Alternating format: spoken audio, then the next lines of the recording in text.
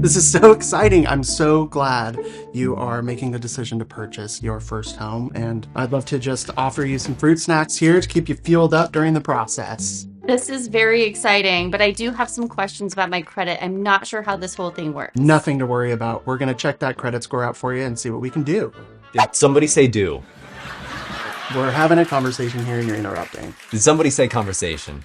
Listen, Gina, I hear you're looking for some kind of lending activity. Depending on this credit score, we can definitely help you out way more than this guy here. Did someone say this guy? Listen, Gina, with all the paperweight I be pushing, I can give you a better deal than this guy or that guy. Did somebody say that guy? Have a great day, man.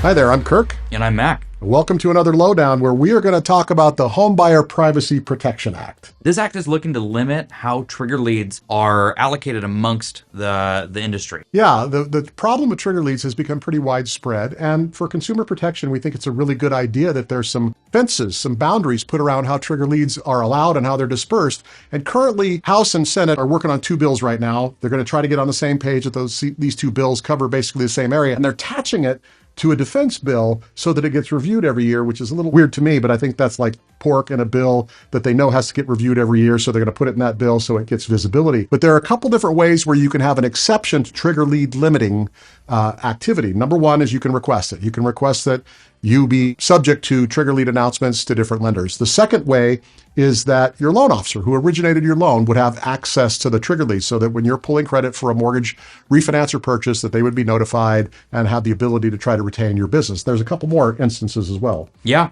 Your mortgage servicer would have access to be utilizing trigger leads if your credit's getting pulled. And finally, and probably most controversially, federally insured depository institutions and federally insured credit unions would have access to utilize trigger leads regardless of if you bank there. This is the one that makes us scratch our head. We're kind of going, well, wait a minute.